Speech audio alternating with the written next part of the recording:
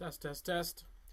Well, it'd be good to have some audio so you actually hear what I have to say. Anyway, so I want to talk about a critical detail that is missing from left wing media and their coverage of the trade war. So I think a lot of people, some of this is sloppy journalism, and the other parts of it are how a lot of independent media it's just a bunch of copycats, right? I've said this many times. They follow people on Twitter and they get up in the morning and they see what's trending, and they're basically repeating back to their audience essentially what other people are saying to them. So that's why you're not going to have a lot of independent thought, right? It's a similar thing in the right wing.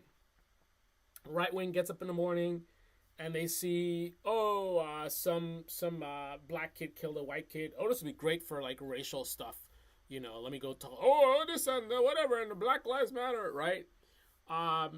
So that leads to a lot of copycat. That's why you'll see all of a sudden a whole bunch of right wing. Like right now, the thing is Letitia James. Everyone in the right wing putting up videos. Oh, Letitia James, now she whatever with mortgage fraud.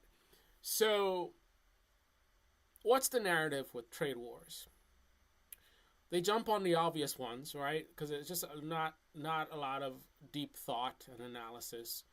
It's just repeating stuff. So, the obvious thing is, Trump is a buffoon, and he says a lot of nonsense. He has a big ego. I'm not saying that's their position. I'm saying this is where they're coming from, right? This is their framing.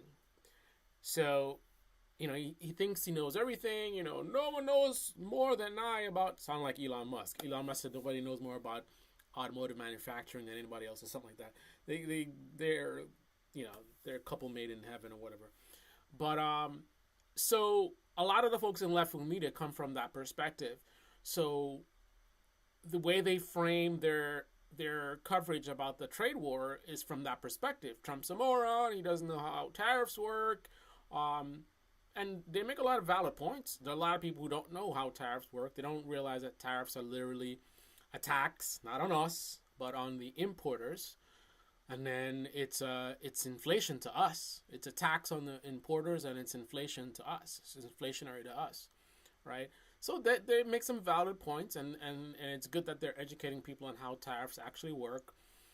You might learn things like the difficulty of going backwards in terms of you put a tariff, and for whatever reason it's difficult to remove them. So it's kind of like your point of no return. It's a lot of different factors, but here's what I think a key element that's missing, right?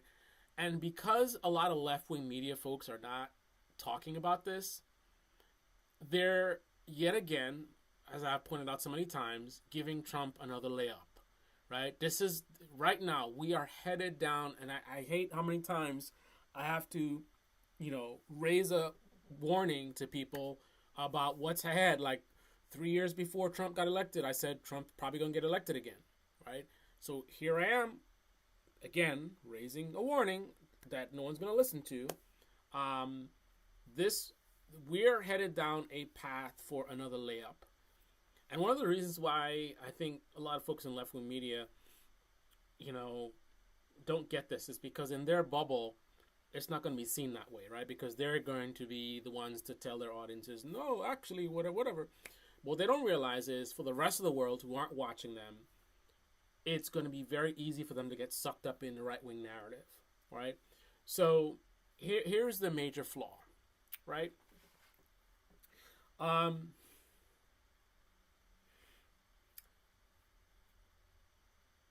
Trump,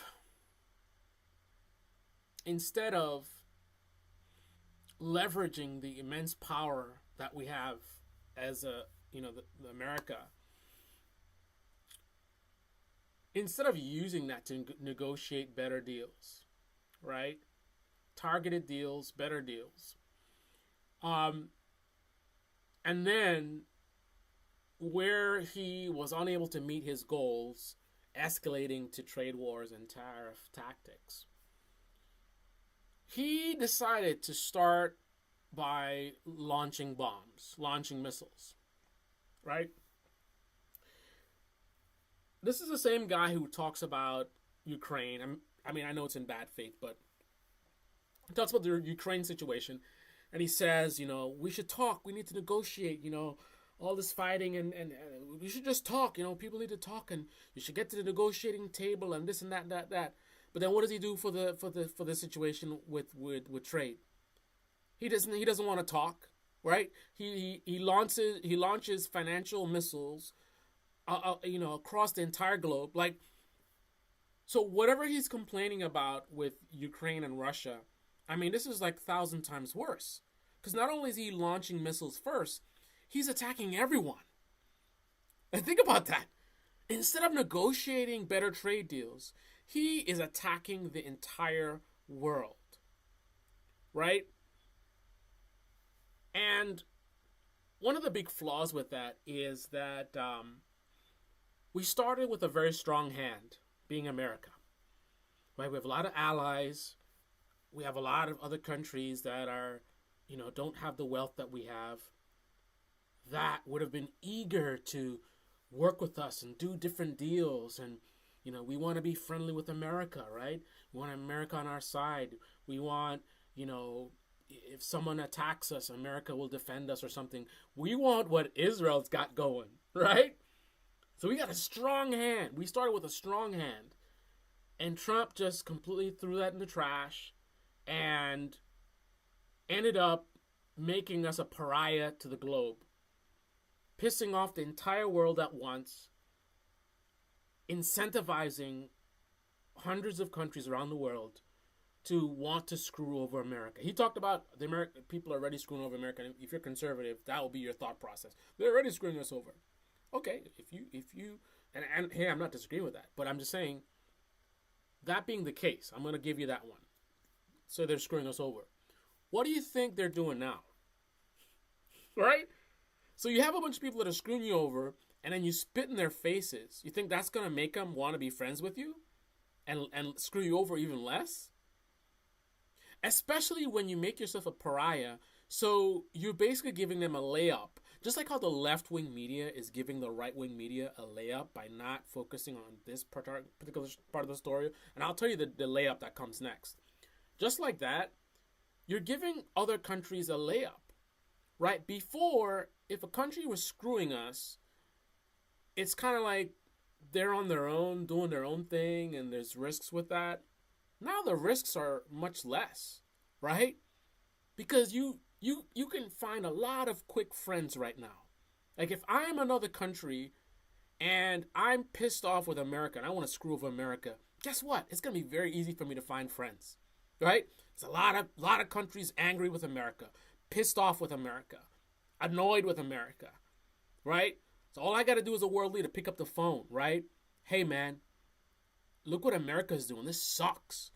Let's do a deal, right? And it's happening already. And the thing about it is, and this is so annoying, it's like Trump does something that's obviously stupid, right? You can predict how it's going to fail. And then when it does fail, it's kind of like the idiots will just kind of like, well, at least you tried. And it's just kind of like, you wanted to go on a long trip in the desert and you only brought 16 ounces of water with you. And then you end up out there, you got lost, something happened, and you're dying of thirst. And then someone's saying, exactly why I told you should have brought more water. And then you have other people, well, it happens, and this, he didn't know he didn't know that his car was going to break down. It's kind of like, dude, it's obvious. You don't go out in the desert with 16 ounces of water when you're going to be way out there. You need to have a lot of water, right? That's one of the first things you're thinking about, right? So there's a lot of obvious mistakes being made here, obvious negative outcomes. But for people that are drinking the Kool-Aid, people that are part of the cult, they don't see it. And then when it happens, Trump will be able to backtrack and explain it away and this and that. But here's the layup that left-wing media is setting us up for. And this is very, very high probability that this is going to happen, right? before I get to that, let's talk about the way this would work. And we don't know what Trump's intentions are, by the way. You have to always consider that. Trump is saying one thing, but what's the real, like, why is he really doing this? Like, we have to consider we don't really know. But regardless, let's grant that he's really trying to do trade deals and get manufacturing back to America. Let's assume that's the case, right?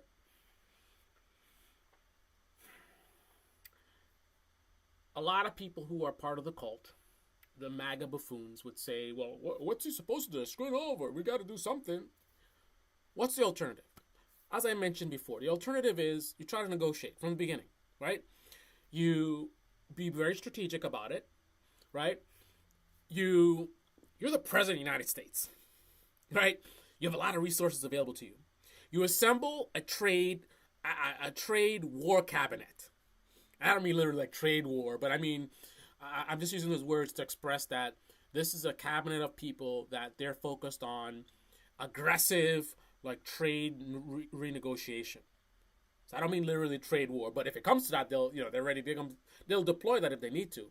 But ultimately, you get a group of people together, and we are going to strategically use our intelligence, right?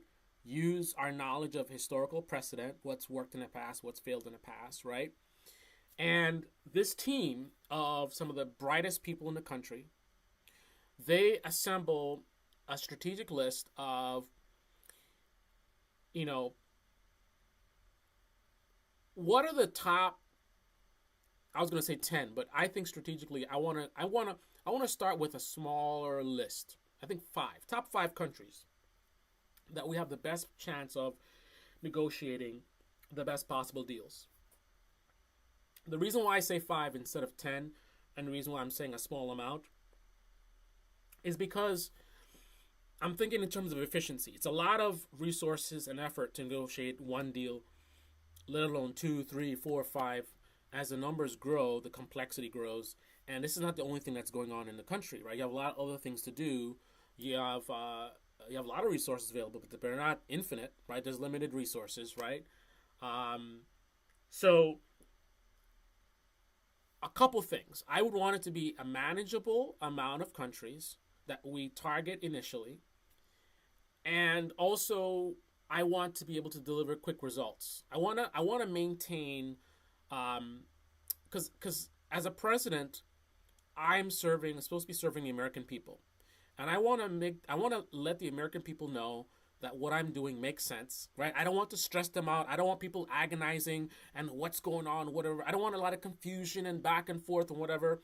I want to be very clear and let the American people know what I'm planning on doing, and I want to show results as quickly as possible. So we would prioritize 5 countries. What are these 5 countries? The 5 countries that we have the highest probability of success in terms of negotiating some really, really exciting deals, right? And we start one by one from the most likely one to the least likely of these 5, and we start banging on them like, we wanted this and that, and you got it, whatever, and what's happening is not acceptable, and we whatever, and we buy a lot of your whatever it is, right? And obviously, and you don't just jump in whatever. It's going to be everything needs to be strategic, right? So part of this team is there's a research component, right? This person is going to research each country to understand their perspective, understand the current leaders, understand how they might respond to different types of tactics, right? And we're going to have a primary approach, the ask, we want to do X, Y, and Z. We're going to predict certain rebuttals, right? And we're going to have rebuttals ready. Like they might say, that's too much and blah, blah. Okay, well, what if we blah, blah, blah, right? Doing it this way, I would quickly be able to successfully sign deals, very, very quickly, right? So I can announce, we just signed a big deal with Japan. We just signed a big deal with whatever, right? I'll have quick wins very, very fast, right? These countries I chose strategically because they are the most probable of success, right? And this is based on a lot of data. So the likelihood of us being able to get through, very high. So I mean, very, very quickly you're going to see, We announce our plan. We tell America this is what we're doing. We're going to be negotiating whatever. We have an ETA. We're hoping to have something signed within the next month or so, right? So the markets are stable. We don't have this big crash, right? And if the plan sounds solid enough, we can get the faith of the market such that the market might even go up under competent leadership, right? They have a clear understanding of what I'm doing. I'm not just throwing bombs at everybody. I'm being strategic. And it sounds like we know what we're doing. We stood up a whole team of specialists, and the people in the team seem like they're competent, right? And look how strategic. They're picking 5 countries to begin with. Like, this stuff makes sense. So the markets are good. Maybe we see a market surging a little bit. They're like, wow, if these deals get signed, it's going to be big for America. So we want to invest now because we might see prices rising in certain industries. They might make predictions. If we're negotiating with Japan, what are the most likely things Trump is going to be looking to do? Oh, he might be doing tech stuff or whatever. So we're going to invest in those. So you might see market surges. So instead of all this chaos and whatever, and fear and uncertainty, you could actually see people saying, this is what we voted for. We voted for Trump to help the economy, and this is what he's making America great again, right? That's how that would work, right? And again, you have quick wins, but here's what we're looking at happening instead. So let's start with the givens. Because we're America, people are always calling us. I can guarantee that. Other countries are always calling us. They're always having meetings with us, always trying to have meetings with us, right? So that's what we're starting with. This is the game they're playing. Talking about, everybody's calling us. That would have been the norm. That's not something special. But they're really, really good at manipulating people and making something out of nothing. So the default is people calling the country. Whether Biden's president, whether Trump is president, whether it's 2025, 2024, countries are always going to be calling America. We're America. Hell yeah, right? Then number 2, there are a lot of countries that would love to do deals with us. They would love to be Israel, right? They want to be our friend, right? And I'm looking at the wrong camera the whole time. They want to be our friend, right? So necessarily, even if Trump is not that good, even if his team is not that good, let's say he has a team of, mediocre type people, they're probably going to get a good amount of deals signed simply by asking, simply by negotiating. And again, if they do it strategically, they can get deals signed very, very quickly, right? That's the default. Calls, whether we call or not, whether we try to negotiate or not, they going to try to negotiate with us. We got a lot of people here to buy products from other countries. So they going to be calling us. That's default. Next default is, if we try to negotiate, we going to get deals, right? A lot of people want to do deals with us. That's the default, right? So the question is, in the alternate timeline, the one that we live in, where we don't do that, we're not strategic, we act like, a government run by children,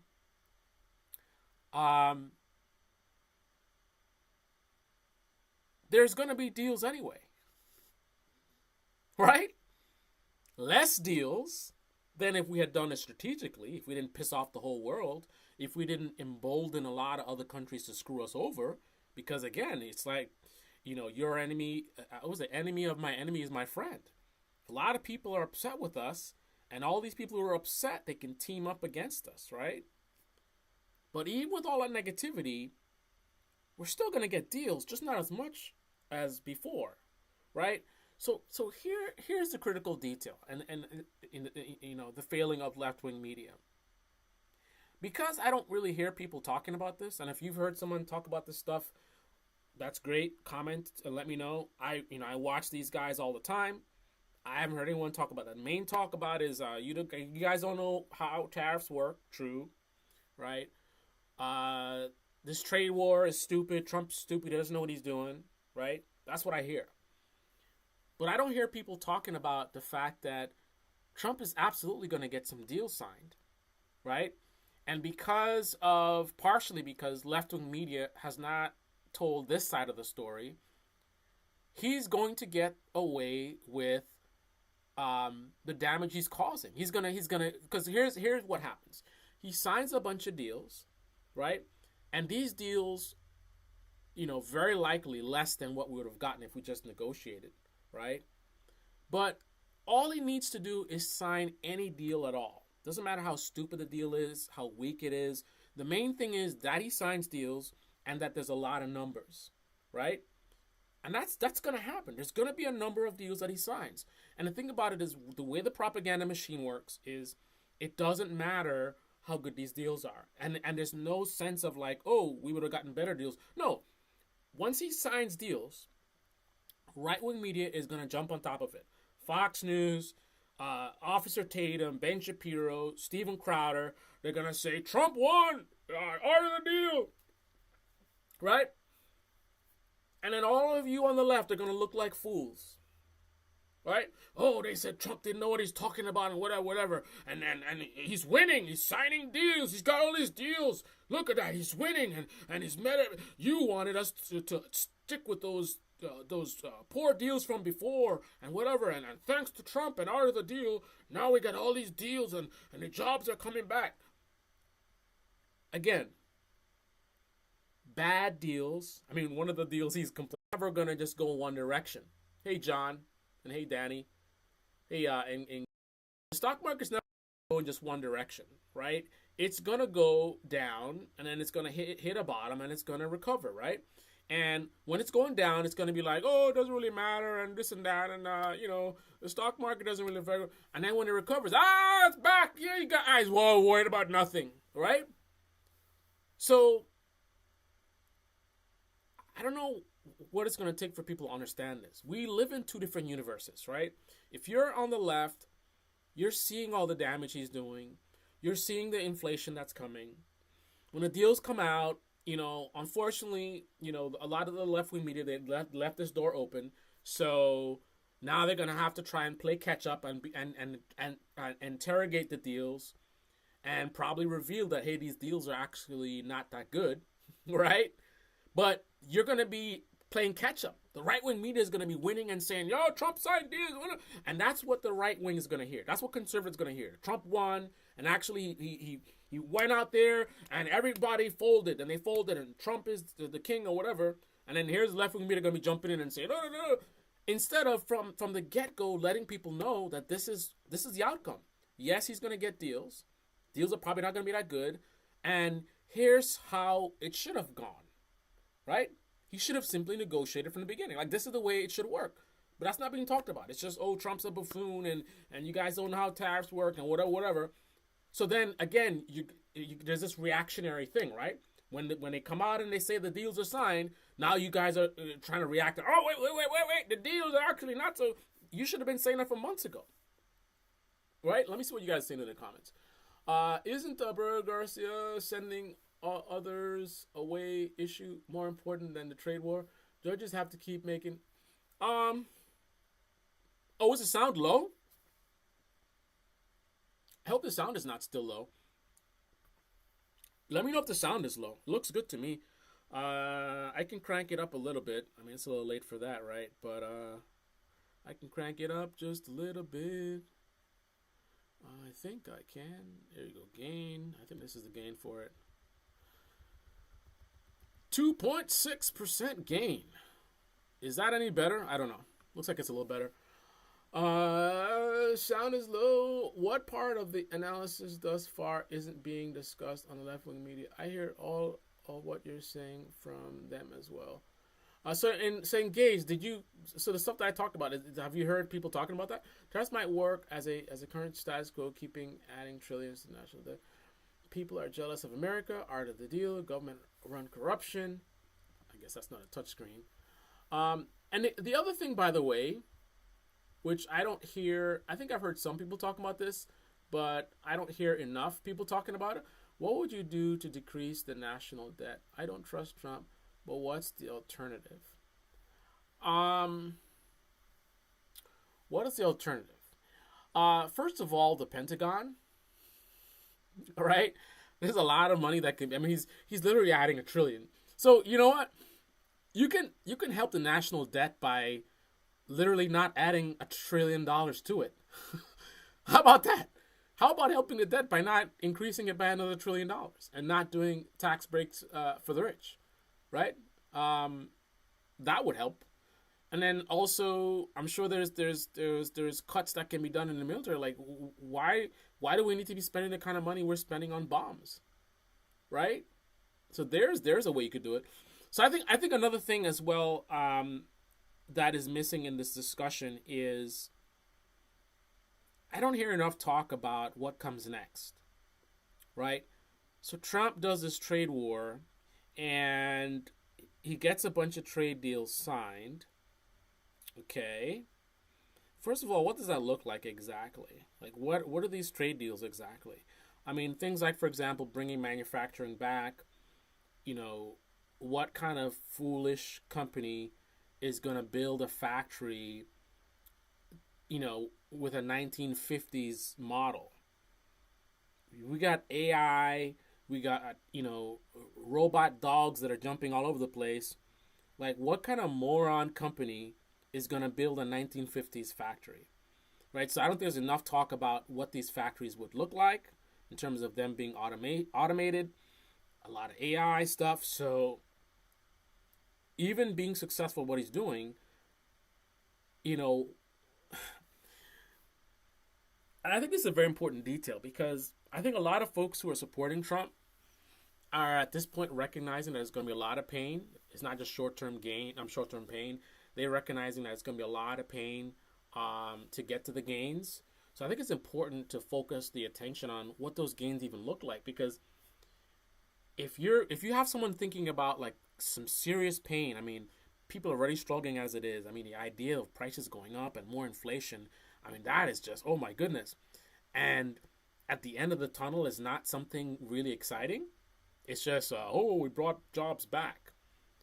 I mean, how many jobs, right? What are these factories going to look like, right? Because if you go through something that's very, very destructive and it's going to take years, so imagine us going into a period of recession or even depression, and then at the end of that, it's not something, fabulous. I ain't a Joe Biden fan, but some of the stuff he did was bringing back hundreds of thousands of jobs, right? I think there was some major manufacturing wins that he had, and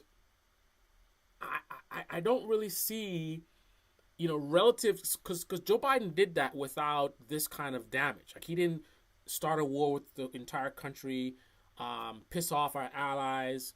I mean, some of these people, because this is one of the major problems with what Trump is doing, right? I think countries, just like us as individuals, there's a thing about comfort. You settle into whatever you're doing, whatever is working. It's kind of like if tension, so they're just sitting that way. Meaning, there's countries right now stuff from us that they could have gotten better deals somewhere else, but just no one ever sat down and thought about it. So have one country that's maybe buying, I don't know what we sell. Let's say we're selling strawberries or something. They're getting strawberries from America, and they've been buying from us for a very long time, and they didn't realize that they could cut their cost by 10% if they bought strawberries from Mexico, right? It never occurred to them. They signed a deal. Maybe back in the day, buying from us made sense, right? So they just, again, we get used to things, right? This is kind of how we do things. Again, not every single element's going to get scrutinized. So there's going to be deals that may not be the best deals, but it works. They get their product. People are happy. The country's running along.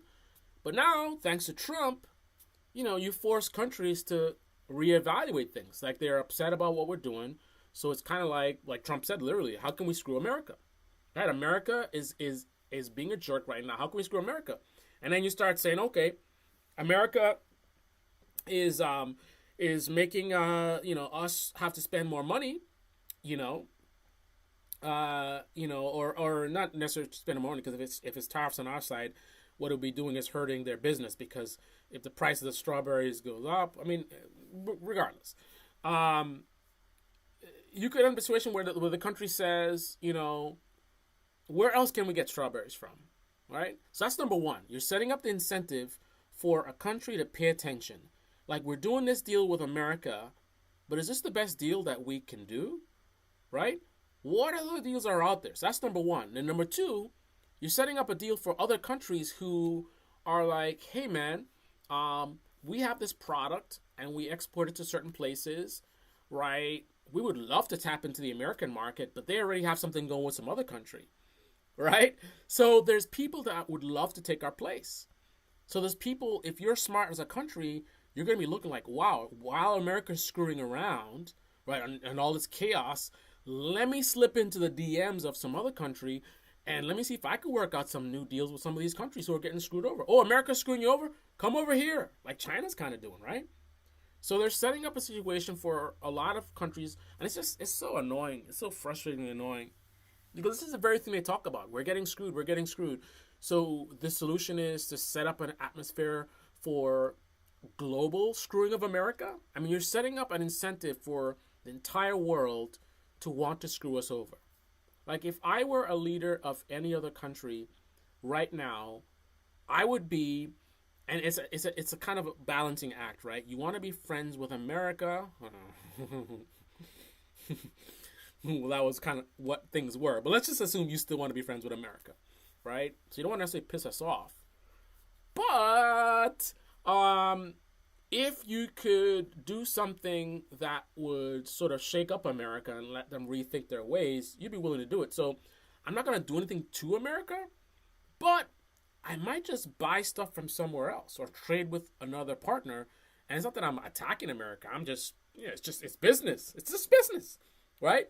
So America feels the pain of me sending my business elsewhere, but it's not like I'm attacking America. I'm not going to go and say bad things about America. I'm not going to, have an antagonistical approach to America, but I'm going to do something that I know hurts them in a way, where in that way I can preserve any kind of friendship or, friendliness between my country and America, while at the same time kind of teach them a little bit of a lesson, a very subtle strategic lesson, right? That is kind of the atmosphere that they've set up. They've set up for the entire country to screw us over.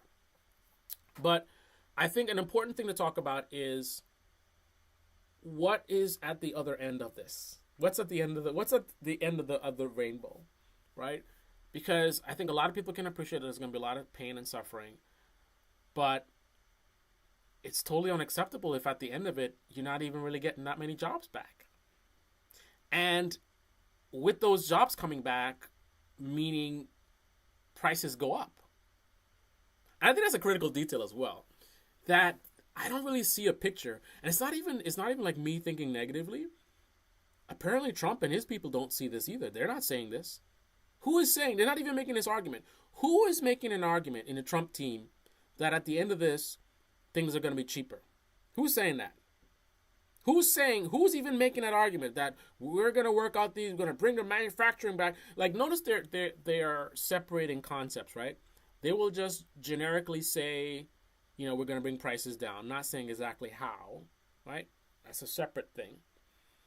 Then they will talk about, we're going to bring jobs back. We're going to bring manufacturing back, right? So there isn't a combination of we're going to bring jobs back and we're going to bring the prices down. Like, that's not an argument being made, because that's not what's happening, right? That's something else that needs to be talked about. That even Trump being successful, it doesn't lead to prices going down. So it's like they're using an argument of short-term pain for long-term gain, but like that there needs to be more conversation about that. Like, there's nothing that's being proposed here leads us to bringing prices down, right? That's not part of the equation, right? It's just a generic bringing manufacturing jobs, right? And there's no conversation about the quality of those jobs. What's the pay going to be like? What's the working conditions going to be like? What's the number of the jobs going to be like, right? And because of that, you can get away with scamming people. People are sort of filling in the blank. You talk about bringing manufacturing back, and they have this nostalgic view of like back in the day, and we had all these factory jobs, and you could actually, your father was able to work in a factory, and he made enough money to buy a house, and this and that, and they had this independence, and things weren't like they were. But there isn't any talk about manufacturing in 2025. It's not going to be manufacturing back in those days in terms of the money you're making. And then unions. You have an anti-union president. So some of the stuff that made manufacturing good is not going to be there now, right? So it's kind of like, it's basically back in the day where they would sell you a TV and it's like a brick in there. It's like a brand new TV box, and it feels like a TV's in there, but you open it up and it's a brick. That's what Trump is selling America, right? By being vague. Oh, we're gonna bring jobs back, and we're gonna bring back America, and we're gonna negotiate these deals, right? Anyway, I'm gonna end the live stream. Be ready, man. Be ready. The trade deals are coming, and I think because of the lack of critical thinking, a lot of people in this country, they're gonna fall for it. It's gonna be like, oh, so he did get deals, and And then the thing about it is even somebody watching this video as a conservative, even hearing this, your brain, again, you have to understand your vulnerability as a human. It's an uncomfortable thought of like, hey, I made a mistake. I voted for someone who is actually damaging the country. So you're not going to want to accept what I'm saying. So your brain is going to manufacture something that's more comfortable. So an easy and obvious one would be, the excuses. So it's like if he tried to negotiate with countries, it would take too long, right? And the countries weren't going to negotiate anyway, because if they were willing to negotiate, then deals would have been negotiated in the past. Obviously, they're not willing to negotiate, so this is what it took, right? So it's like automatically you just insert anything to make it make sense for you, because that's more comfortable, right? It doesn't have to be very sophisticated, because you have two choices. You can come up with an alternative reality where somehow this makes sense, and somehow I'm missing something, right? Or you accept that what I'm saying is true, and then that means like, oh, you messed up and you made a mistake and you did something that's actually very damaging to the country. No one wants to accept that. No one wants that burden to be like, hey man, I helped to really, really damage the country for decades. Like who wants to accept that reality, right? So it'll be very easy for you to come up with alternatives and weasel your way around what I'm saying. It'd also be very easy for right-wing media folks to come up with alternatives. They could say anything. The stupidest thing, man. The stupidest thing, right? When the deals come out, it's going to be like, the deals would have never been this big. The reason why, because they saw that Trump was willing to he was willing to screw his political capital and whatever. So he's like a loose cannon, and they were scared, and that's why. And if he didn't have that level of fear and that beast mode, they wouldn't have had these big deals. And then if I point out that the deals are not big, somehow, actually they are a big deal, and whatever, some kind of explanation. It doesn't have to be sophisticated. Any narrative that allows you to avoid accepting an uncomfortable truth that Trump is destroying America, you're going to accept it, right? So Ben Shapiro doesn't have to be very smart. Steven Crowder doesn't have to be very smart. Tim Pool, look at Tim Pool. He's not the smartest guy in the world. He doesn't have to be, right? Because he's selling something that a lot of people want, right? If you voted for Trump, one thing that you want more than anything in these turbulent times is some kind of narrative that makes it make sense. Somehow Trump is art of the deal, and it's gonna work out, and people are just being too negative, right? Just give him a chance, right? Let's see. Why you don't want to try? You should at least try. Joe Biden didn't try anything. He's at least trying. Right? This is the kind of ideas that are going to come to your mind. Right? and in your view, you feel like you're being clever, and you're actually thinking like, oh, it didn't like you think it didn't occur to me the idea of like, hey, try something, do something different.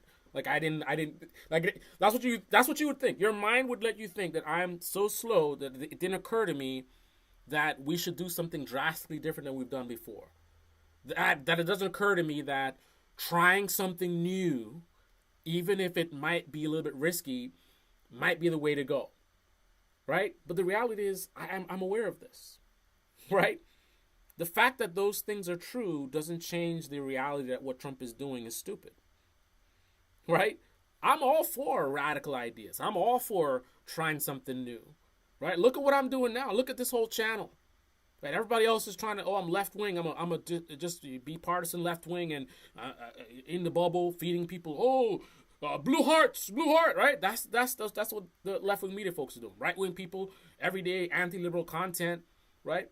But I'm like, no, I don't want to do that. I don't want to do this. I'm gonna do my thing. People talking about this topic, they're going at it from a certain angle. I hear what they're saying. I agree with some things, but I think about it for myself and I say, hey, actually, there's another side, and I make a live stream, right? So I'm totally for being different, being bold.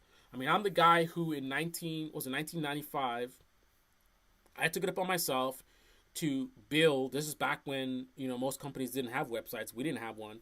I built the company I was working for their first website on my own initiative, just because I was the nerd. I was dabbling around in the internet, so I knew how to build websites, and I built a website. And I made the company global basically overnight. I started getting flooded with emails from all over the world to buy our products, right? That's something I just saw like, hey, we're doing things this way, but why don't we take advantage of this new? Like, I'm all for new ideas, man.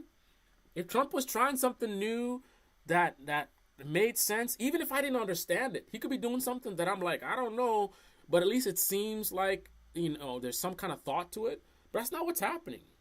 What he's doing makes no sense whatsoever. It's sloppy.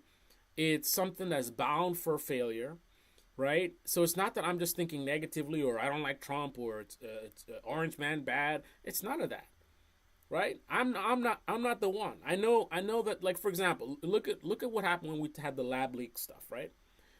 Left wing media folks, the minute they hear about lab leak stuff, because it was coming from Trump, they were all like, oh, lab leak, conspiracy theory. That wasn't me. I said, okay, what's this lab leak thing? And I started looking at the information, and I saw some credible information. To this date, I'm not 100% lab leak or not lab leak, but I was open to it. In contrast to almost everybody in the left-wing media. They all, because it was coming from Trump, anything Trump says, it must be a lie. That's not how I look at things. Right? When Trump does something, when he says something, I evaluate the thing he does and the thing he says, as opposed to just assume, oh, this is dumb or this is stupid or he's lying. I both recognize that he's a buffoon. He says a lot of stupid things. He lies a lot, as well as I realize that a broken clock can be, right twice a day. Right? A drunk guy on a train could say something that actually makes total sense. Just because he's a drunk doesn't mean he can't say something that makes sense. Right? So therefore, Donald Trump can do things that make sense.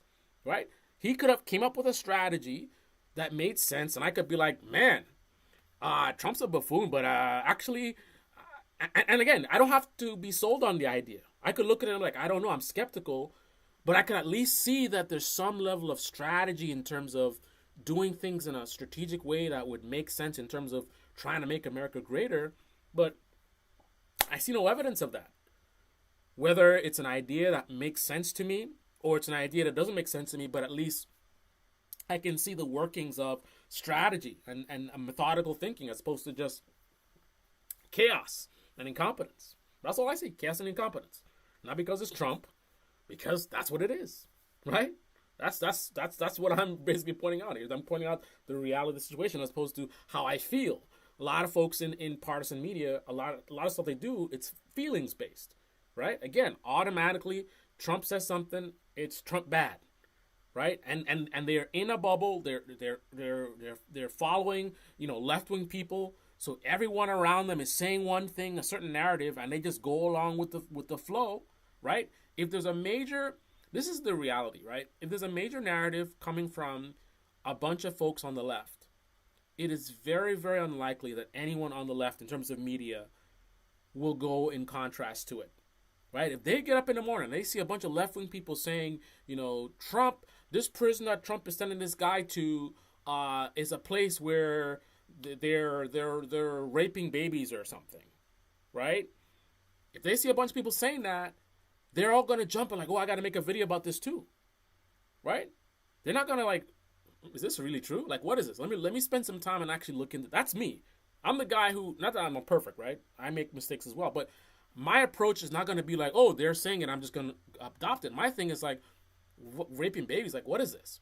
Like, for example, look at this prison thing, right? I heard a lot of stuff. I heard a lot of left-wing media folks saying it's a torture prison, and that doesn't really faze me.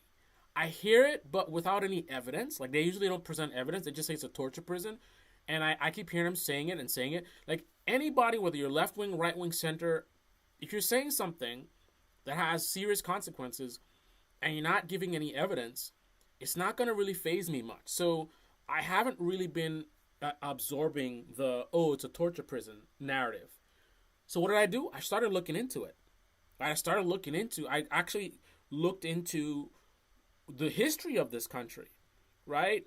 The whole thing with the MS-13 and how there was a whole civil war, and then these guys came to America, and then I guess, what was it Clinton did this big deportation thing. Oh, the open borders Democrats were big on deporting a bunch of MS-13.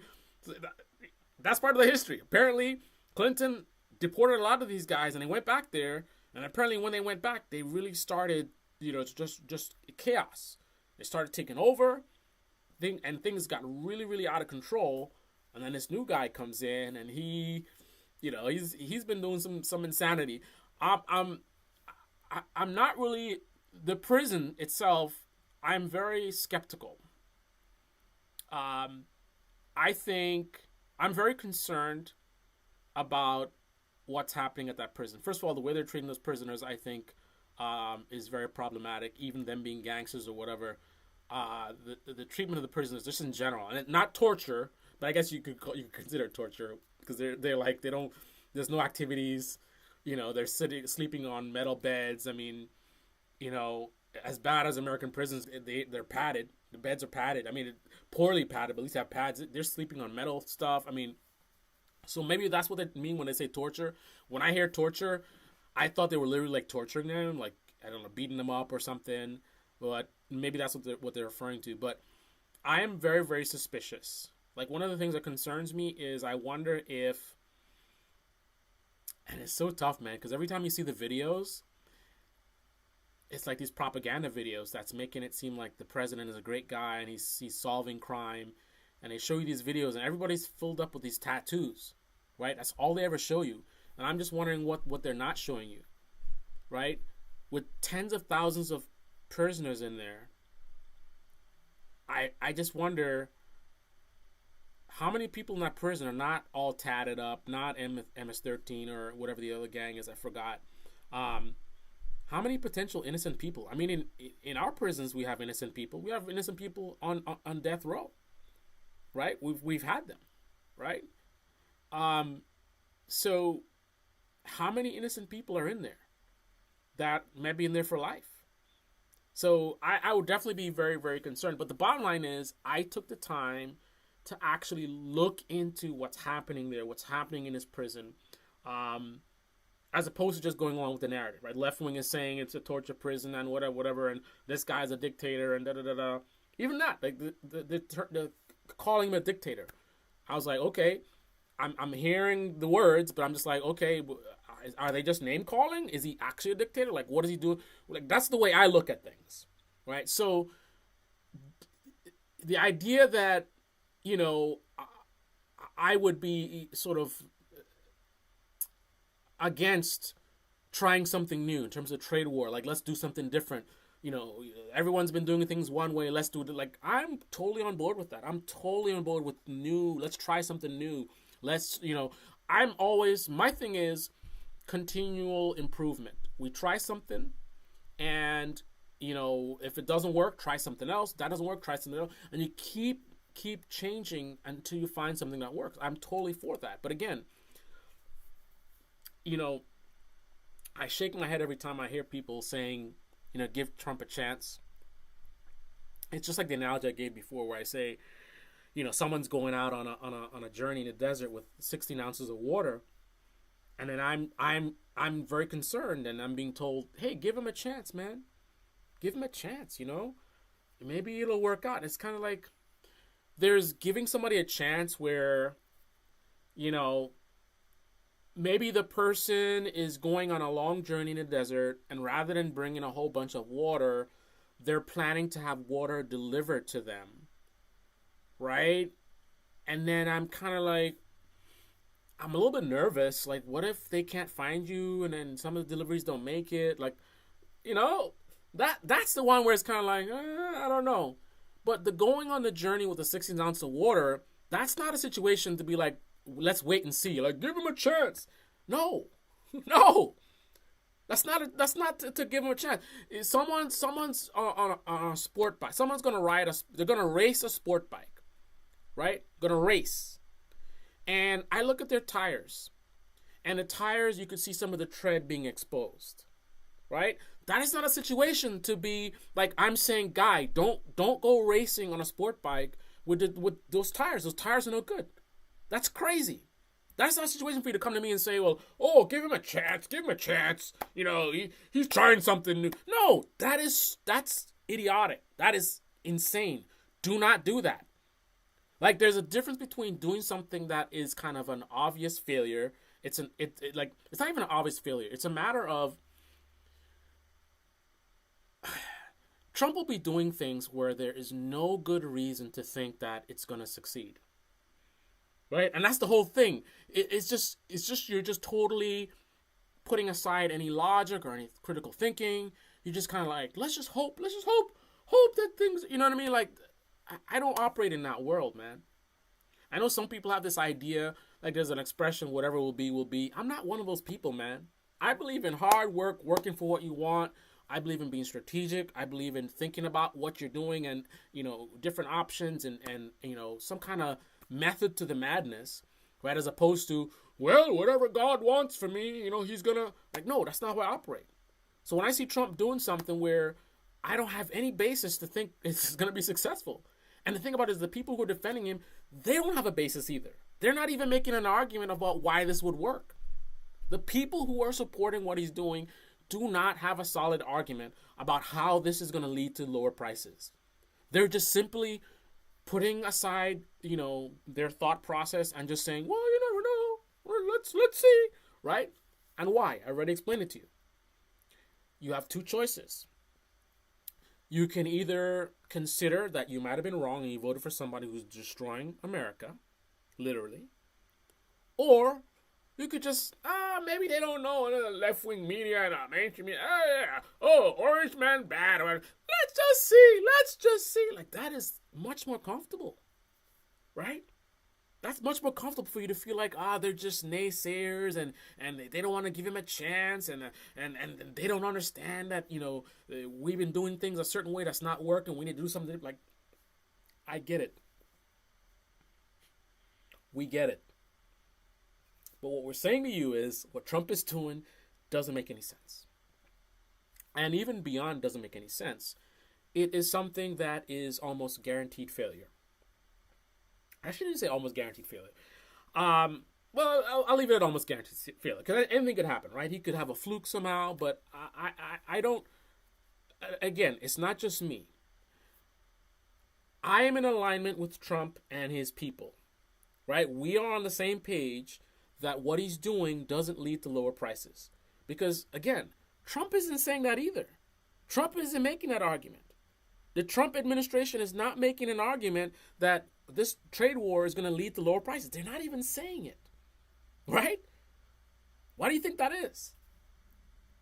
Right? If they were actually like, oh, we're going to figure it out, whatever, why wouldn't they be bragging about it and being very clear? Why would they intentionally let a bunch of people be nervous and worried about the future and, the market's tanking, I don't know. Why would they do that? If they could just tell, like, hey, guys, we're gonna do the trade war, and then because of the deals, such and such, and then when we make the cars here, when they make all the cars are made here, they're gonna be cheaper because X, Y, and Z. Why wouldn't they say that? So people could be like, oh man, right? And then when naysayers say this is dumb, you could say to them, actually, what's happening is, why wouldn't they say that? They're not saying it because that's not gonna happen. They don't believe that's gonna happen. Trump and his people do not believe that this is gonna bring prices down, right? Otherwise, they would say it. They know that this is gonna lead to higher prices, right? More inflation, right? It's gonna lead to a lot of people at the top getting richer. Trump and his allies are making a lot of money already. They were literally in the White House bragging about how many billions they make. They are making a killing, right? If things get cheap, they're going to buy more stuff up, buy up more real estate, buy up companies, right? Leaving the rest of us. We're the ones going to be struggling to pay for groceries, paying for rent, paying our mortgage, right? We're the ones who are going to get the bad end of this, right? Again, Donald Trump himself does not believe that what he's doing is going to lead to prices being lower. Otherwise, he would be saying it. But he's able to manipulate people by separating the two ideas. We're going to bring prices down. How? Oh, just wait and see. Drill, baby. Right? That's a separate thing. Then when he's talking about trade wars, oh, we're going to bring jobs back. But what does that mean, bringing jobs back? How many? What kind of pay? Who's that going to affect exactly? Oh, no.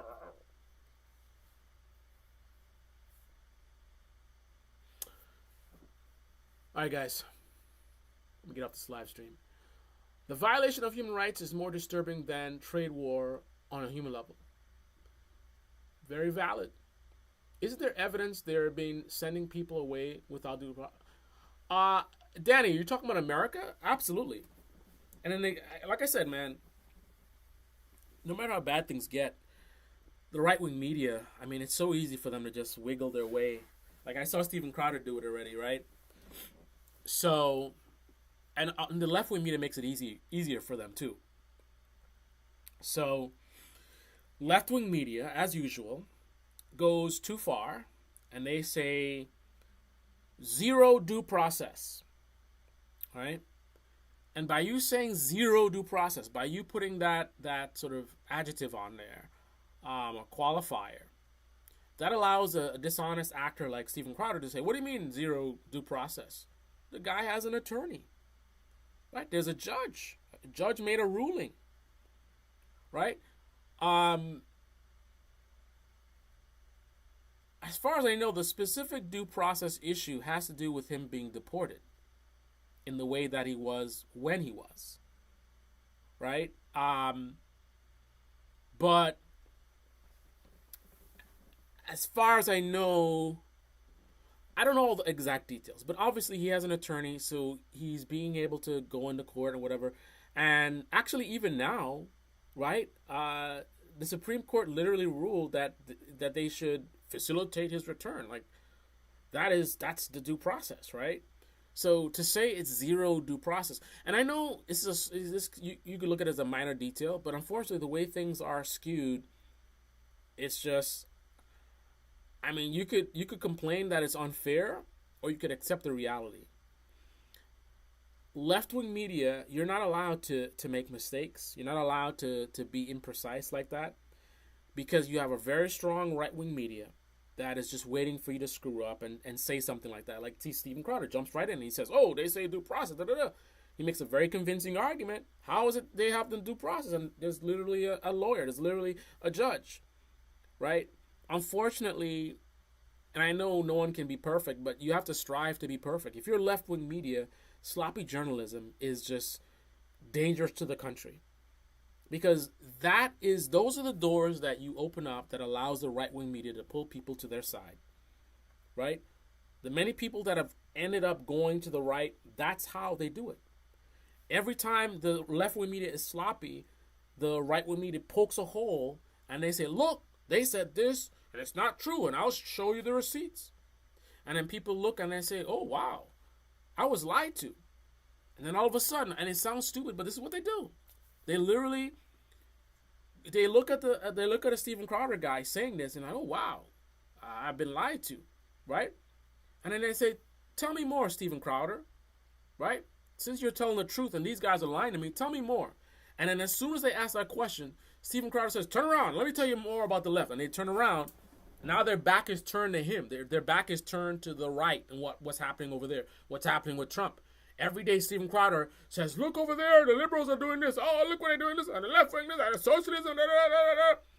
So now this person who was previously on the left or liberal or whatever, now all they know is whatever negative stuff that the right-wing media is saying about the left. Completely ignorant about anything dangerous happening on the right, any issues on the right, anything wrong with Trump. They don't know nothing about that, right? They were listening to sources that were telling them issues in that realm. This guy was able to poison the water and say, look, they said no due process and whatever. And now this person is just, all they know is how much the left has gone too far and da-da-da-da. And then folks in the left-wing media sitting there like, oh, what's happening here? How, don't you guys see, like, how are you ending up on the right? Like, how are we ending up people who are Democrats now voting for Trump? This is not the only reason, but this is part of the reason, right? Every episode of sloppy journalism on the left is a vector for the right wing to scoop up somebody else to their side, right? It's been happening for years, and it's just, if you guys are really serious about, you know, stopping what's happening, the threat to democracy or whatever, if you really believe in that, then you need to take your jobs a little bit more seriously. Be a little bit more careful about what you're saying. Avoid hyperbole. Try to be, you know, as precise in what you're saying as possible, right? Qualify things when you need to. If you're saying, don't say zero due process, specifically speak about him being deported, right, without due process, right? If you just put he has no due process, again, that allows them to just sneak in and like, oh, but he has this, da da da. But if you specifically say no due process relevant to the deportation, then Steven Crowder, all he can do is literally just straight up lie. I mean, obviously he can lie, but it's more convincing if he can tell truth, right? Like he can point out like, oh no, he has an attorney, right? As opposed to if you're saying that they deported this guy without having a ability to challenge the deportation or whatever, right? So you're qualifying due process in what particular scope? Then right-wing media, what are they going to do with that? Right? But when you go hyperbolic and no due process at all and he has no rights or whatever, then it's like, okay, but, you know, so you got to be careful, man. Anyway, on that note, this is the Debate Me channel. Debate Me in the comment section below. Click on the like button, subscribe, smash that bell. Be well. I wonder the temperature's outside. It's really hot in here. Outro music. Bump, bump, bump, bump, bump, bump. I got nothing, guys.